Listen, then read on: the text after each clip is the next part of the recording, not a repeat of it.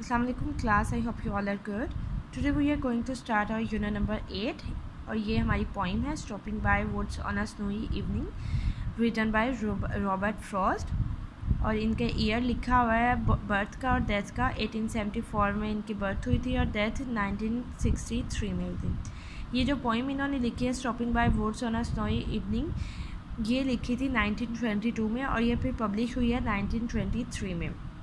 Robert Frost कौन थे? ये एक अमेरिकन पोइट थे। इन्होंने बहुत सी पोइम्स लिखी हैं, जैसे कि ये जो अब आप आज पढ़ने लगे हैं, इसके अलावा मेंडिंग वॉल्स और भी बहुत सी। Stopping by woods on a snowy evening क्या है? इसमें हमें पोइट ने बताया है कि स्टॉपिंग बाय क्या, रुकना, किससे? वुड्स, लकड़ियाँ, ऑन अ स्नोई इवनिंग यानी कि बर्फ़ पड़ती हुई शाम में लकड़ियों के या जंगल के पास रुकना। तो इसका जो हिडन मीनिंग है ना, हिडन मीनिंग यही है कि हम दुनिया की चीज़ों से, आसाइशों से, जो वुड्स है ना, ये वुड्स क्या है? आसाइशें हैं जिसकी वजह से हम डिस्ट्रैक्ट हो जाते हैं अपने मेन पर्पस से, कि हमने जो काम या जो मकसद को पूरा करना है या हमारी ज़िंदगी का जो मकसद है, हमारी जो जिम्मेदारी है, हम उससे डिस्ट्रैक्ट होकर कोई काम करने लग जाते हैं। तो इसका मेन पर्पस यही है कि stopping by woods on a snowy evening, snowy evening यानी हमारी जो ज़िंदगी की शाम होती है, हम उसको ऐसे ही ज़ाया कर देते हैं किसी भी जगह पे रुक के। ओके, अब इसकी ट्रांसलेशन और साथ साथ मैं इसके स्टेंजा की एक्सप्लेनेशन करूँगी। ये स्टार्ट करते हैं। Okay, whose woods these are, I think I know. ये किसका जंगल है? मेरा ख्याल है मैं जानता हूँ। His house is in the village though, अगरचे इसका घर गांव में है। He will not see me stopping here, वो मुझे यहाँ रुका हुआ नहीं देख सकता। To watch his woods fill up with snow, और ना ही अपना बर्फ़ से भरा हुआ जंगल देखने आएगा। जैसे कि इसमें है कि आप देख सकते हैं कि ये जो फर्स्ट 4 लाइन्स हैं, इनमें क्या पोइट कह रहा है? वो किसी आदमी की कहानी हमें बता रहा है, ये आदमी के बारे में बता रहा है जो कि गांव में जहाँ वो बैठा है वहाँ पे वो मौजूद नहीं है, वो यहाँ से चला गया है। जब वो एक करीब बर्फ़ानी जंगल के करीब पहुँचता है पोइट, तो वो क्या करता है? इसकी खूबसूरती को देखता है। जो मेन है वो इस पोइम में, वो इसकी खूबसूरती को ऑब्जर्व करता है और हमें बताता है, और उस आदमी के बारे में बताता है कि जिसकी वो जगह थी अब वो वहाँ नहीं है। इससे क्या जाहिर होता है कि या तो पोइट जो है वो चाहता ही नहीं है कि वो उधर वो आदमी मौजूद होता है, क्योंकि वो आइसोलेशन में रहना चाहता है, अकेलेपन में रहना चाहता है। इंसान अकेलेपन में कब रहना चाहता है? जब वो अपनी ज़िंदगी से, अपनी दुनियावी कामों से थक जाता है, अक जाता है, तब। हर पोइम का बच्चों, हर पोइम का जो होता है, वो जो इसको पढ़ने वाला या पढ़ाने वाला होता है वो अपने नज़रिए से बात करता है। तो यहाँ पे मैं आपको अपने नज़रिए के ज़रिए बता रही हूँ। पोइट जो है वो रुक गया। पहले तो वो हैरान होता है कि इन जंगलात का जो मालिक है वो कौन है। वो फिर सोचता है कि वो ज़रूर यहाँ जानता है कि इसका मालिक कौन है, यानी पोइट को पता है कि इसका मालिक कौन है। जंगल का मालिक गांव के एक घर में रहता है।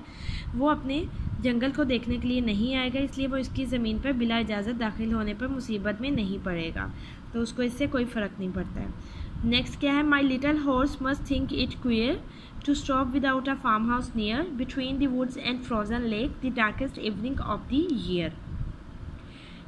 मेरे छोटे से घोड़े को बड़ा अजीब लगता है जंगल के पास फार्म हाउस के बगैर रुकना। Between the woods and frozen lake, जंगल और मुंजमद यानी बर्फ़ से जमे हुए झील के दरमियान। The darkest evening of the year, साल की तारीख तरीन शाम को। अब इसमें क्या है? अब इससे हमें पता चलता है सेकंड स्टैंजा से कि जो पोइट है वो अकेला नहीं है, उसके साथ उसका कौन है? हॉर्स है। तो वो जो हॉर्स है उसको लगता है जैसे कि वो जो उसको जब एनालिसिस करता है, अपने घोड़े को देखता है, तो उसको गेस करता है वो कि शायद ये जो घोड़ा है ये मुझसे कुछ कहना चाहता है। अब उसका घोड़ा क्या कहना चाहता है कि शायद उसका घोड़ा ये सोच रहा है कि इस जगह के दरमियान में रुकना बहुत अजीब बात है, क्योंकि यहाँ पे तो कोई नज़र नहीं आ रहा और ना ही करीब कोई फार्म हाउस है और ना ही कोई इंसान नज़र आ रहा है। शायर और उसका जो घोड़ा है वो जंगल और जमी हुई झील के दरमियान सर्दी से कांप रहे हैं। ये साल की तारीख तरीन रात है।